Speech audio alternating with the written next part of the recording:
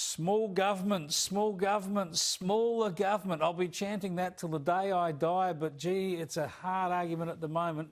Let's cross up to Queensland and see if anybody's talking about it. We're joined by David Crisafulli, who's the new LNP opposition leader in the great state of Queensland. Congratulations, David. Thanks for joining us. Thank you, Chris. I'm small, I want to be in government, and I do like small government, so that works. Yes. Now, tell me, it's a serious question, right? Now, it's always a struggle, always a strain to keep government small, to reduce the size of government, because even Liberal governments, even right-of-centre governments have the temptation to expand their reach and spend more. But especially under Labor, it always goes nuts. And this year, under the COVID response, we've seen state and federal governments just expand their reach, their expenditure and their debt to such a frightening level. How many decades before we recover from this? Many. And the challenge is twofold. One is you've got to stop those short-term stimulus measures, and people use the word stimulus, but it then creeps in like a bad disease and it never lets hold. So it's one thing to stimulate, but if it becomes business as usual, that's a recurrent expenditure. The other issue we have in Queensland, and we're still a week away from our budget, we'll be watching it with an eagle eye, and we've only got a handful of days before they ram through estimates before Christmas, so that's going to be interesting. But the other problem we have in Queensland is that we've got money being borrowed to fund everyday expenditure. So to put it in layman's terms, it's like going to the bank and say, hey, Mr. Bank, I need $50,000. And the bank says, righto, what are you doing with it? Are you extending your house? You're starting a business? No, we want to go on a holiday and we're thinking of buying a couple of TVs and going to a restaurant. That's the equivalent of it. If you're borrowing money, it's got to be for capital projects that actually get your economy going. It's got to be capital projects that give a return on investment. And we've lost sight of that. And that's our big challenge to reframe the narrative in the next decade. Now, when it comes to the coronavirus, though, that is not finished. We can't just expect the vaccine will fix all of it.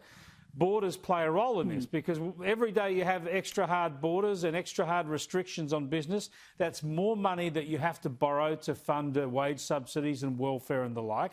And you, in the state election, couldn't go too hard on borders, wouldn't go too hard on borders because it's seen as popular.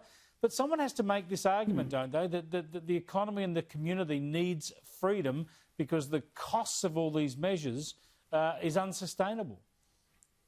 Yeah, and the argument I want to put, and I want to put the blowtorch on this, and that is if you're making decisions based on advice, show us what goes into that advice. Because, look, health is paramount, and everyone recognises that, but health is one element of it. You've got mental health, you've got societal issues, you've got economy. And I want to know that the decisions to open or shut a border, whatever way that is, I just want to see what the science is behind it. And not for me, but for Queenslanders, for the people who pay our wages. So it's a pretty simple equation. The government always says you should trust us. Well, fair enough.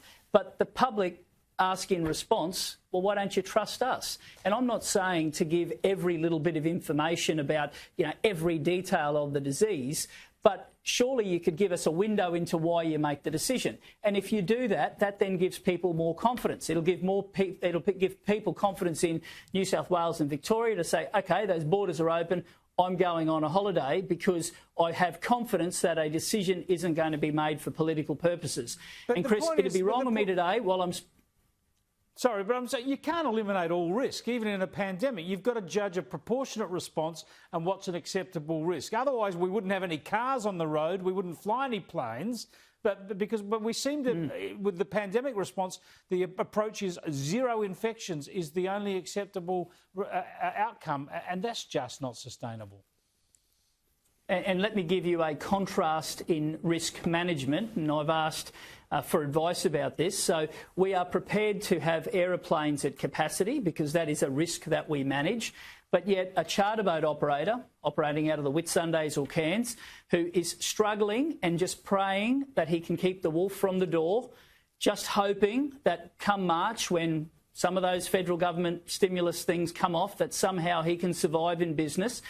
He has to operate at 50% despite being in the open air out at sea. Now, again, show us the health advice. What is the health advice that says that you can mitigate risk on a plane but that risk can't be mitigated on a boat. Now that is the complexities of all that we're dealing with, and I'm not suggesting it's easy, but treat people not like fools, give the information, and I think that'll lead to better decision-making as well. Spot on. Thanks for joining us, David. We'll talk again soon. Thanks for having me.